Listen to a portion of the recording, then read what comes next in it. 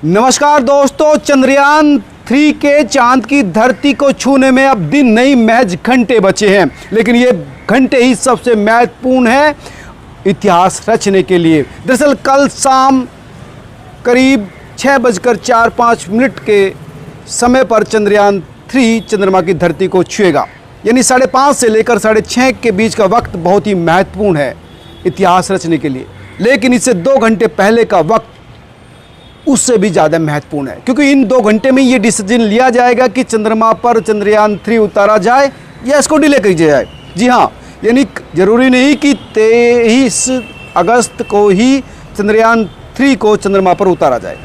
अगर पैरामीटर ठीक नहीं लगे, अगर डाटा ठीक नहीं मिला, तो ये लैंडिंग टाली जा सकती है। और ये लैंडिंग फिर 27 अगस्त को इस लैंडिंग पोजीशन से, यानी जहाँ पर ये कल साउथ पोल पर जहाँ पर कल उतरेगा, उससे 450 किलोमीटर दूर दूसरी लैंडिंग साइट पर इसको उतारा जाएगा 4 दिन बाद 27 अगस्त को।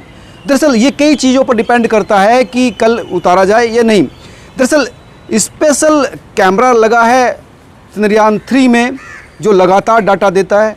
3900 के करीब कुछ पिक्चर्स इस समय जो पहले से ही हैं, जो उस साइट की है जहाँ पर इसको उतारा जाएगा, उन पिक्चर को देखेंगे। और ये जो कैमरा लगातार डाटा देगा 2 घंटे पहले, उन सारी पिक्चर्स को, डाटा को, पैरामीटर्स को, इनको एनालिसिस किया जाएगा कि वातावरण ठीक है, जो लैंडिंग साइट है वो ढलान वाली तो नहीं है, बिल्कुल सीधी तो नहीं, समतल है, और कुछ और दिक्कत तो नहीं। तो ये सारी चीज़ें अगर मैच हुई तो ये फिर लैंडिंग का निर्णय लिया जाएगा और 6 बजे इतिहास रच दिया जाएगा। नहीं तो फिर इसको चेंज कर लिया जाएगा और 450 किलोमीटर दूर इसको 4 दिन बाद उतारा जाएगा। दरअसल ये निर्णय इसरो के वैज्ञानिक लेंगे। और ये भी जो खुलासा है, ये अहमदाबाद में ही एक इसरो का सेंटर है, वहाँ के निर्देशक है, उन्होंने नीलेश एम देसाई, उन्होंने बताया कि हम इस सेकंड जो हमारी जो स्ट्रेटेजी है उस पर भी काम कर रहे हैं कि इसको 23 को उतारा जाए या फिर 27 के लिए डिले किया जाए। क्योंकि भारत का सपना इससे जुड़ा हुआ है। 2019 में चंद्रयान-2 भेजा गया था, लेकिन वो लैंडिंग के दौरान इसी सिचुएशन में क्रैश हो गया था। लेकिन उसने जो ऑर्बिटर भेजा था वो अभी भी काम कर रहा है, और उस ऑर्बिटर ने एक संपर्क भी बना लिया है चंद्रयान-3 से। वो भी एक जो 2 वे कम्युनिकेशन है वो भी स्ट्रॉन्ग हुआ, उससे भी फ़ायदा मिलेगा। लेकिन इस बार जो है कोई भी रिस्क लेने के लिए सरकार और इसरो नहीं चाहेगी। दरअसल दोस्तों, 30 किलोमीटर की दूरी से नीचे कैसे उतारा जाएगा, उसका वेग क्या होगा, प्रोसेस क्या होगा, मैं वो बात बताता हूँ। 30 किलोमीटर से जैसे ही नीचे चलना शुरू होगा तो उसकी गति जो है 1.68 किलोमीटर प्रति सेकंड होगी। बहुत है, यानी 1 सेकंड में करीब 1.25 किलोमीटर ये चलेगा। ये इतनी तेज़ गति से अगर चलेगा तो वो क्रैश हो जाएगा। इसलिए उसमें जो 4 थ्रस्टर्स, आपने सुना होगा, 4 थ्रस्टर्स इंजन लगाए गए हैं, वो रेट्रो फायर करेंगे, यानी चंद्रमा की तरफ आएगा। और चंद्रमा का भी गुरुत्वाकर्षण है, बहुत तेज़ी से खींचेगा, लेकिन इतनी तेज़ी से अगर खींचेगा तो क्रैश हो जाएगा। इसलिए जो 4 थ्रस्टर्स है वो वापस प्रेशर कराएंगे ऊपर की ओर उठने के लिए। वो ऊपर करेंगे, ये नीचे आएगा तो स्पीड थोड़ी सी कम हो जाएगी।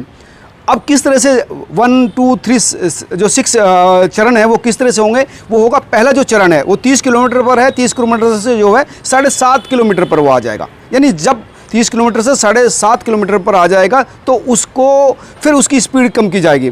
दूसरे चरण में जो दूरी है वो 7.5 किलोमीटर से घटाकर 6.8 किलोमीटर लिया जाएगा, यानी दूरी और घटा दी जाएगी और इसकी स्पीड भी घटा दी जाएगी। अब इसकी स्पीड 350 मीटर प्रति सेकंड रह जाएगी, यानी जो शुरुआती स्पीड है उससे लगभग 4 गुना कम।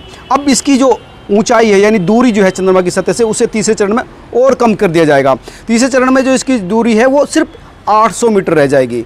800 मीटर रह जाएगी और 2 थ्रस्टर इस समय काम करते रहेंगे, यानी वापस जो है ऊपर भेजने के जो प्रोसेस है वो करते रहेंगे।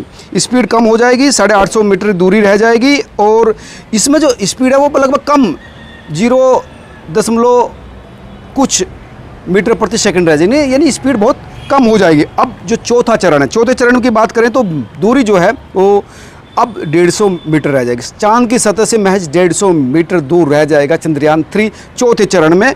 और इसे वर्टिकल डिसेंट बोलते हैं, यानी सीधी खड़ी, बिल्कुल ऐसे उतरना बोलेंगे। वर्टिकल यानी ऐसे नहीं, ये जो है हॉरिजॉन्टल है और वर्टिकल दोनों चल रहा था। अब तक इस तरह से चल रहा था, यूँ नीचे भी उतर रहा था इस तरह, लेकिन अब ये सीधा नीचे उतरना शुरू कर देगा। ये बहुत क्रिटिकल होता है। तो इसको वर्टिकल डिसेंट है, यानी खड़ी लैंडिंग है, ये बहुत ही चुनौतीपूर्ण होता है।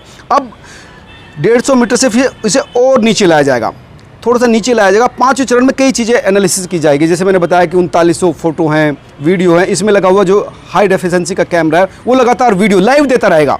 वो लाइव वीडियो देखते रहेंगे, लोकेशन का 150 मीटर की ऊंचाई से कि कैसी है, जहाँ पर ये लैंड कर रहा है क्या स्थिति है, वहाँ का टेम्परेचर क्या है, वो डाटा जो है, वहाँ की जो चट्टान है जिस पर ये उतरने वाला वो क्या, इसके दूर कितनी रेंज है, वो सारी चीज़ें देखते रहेंगे। क्योंकि अब जो लैंडिंग साइट्स है वो काफ़ी 4.5 और इंटू 2.5 जो किलोमीटर है उसकी रेंज बना रखी। पहले में तो 500 थी, यानी 500 इधर 500 इधर, इसी वजह से वो क्रैश भी हो गया था। लेकिन इस बार जो लैंडिंग साइट है उसकी चौड़ाई बढ़ा दी गई। तो वो डाटा पहले वाला और वर्तमान डाटा उनको जो है एनालिसिस किया जाएगा और 60 मीटर की ऊंचाई पर ये रह जाएगा।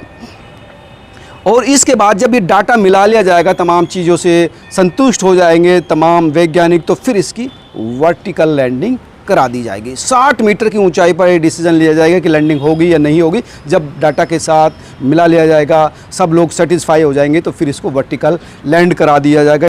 लैंडिंग के बाद अब जो है रोवर, जो प्रज्ञान है जो लैंडर के अंदर है, वो निकलेगा और चंद्रमा की सतह पर चलना शुरू कर देगा। उसमें लगे उपकरण लगातार डाटा भेजते रहेंगे।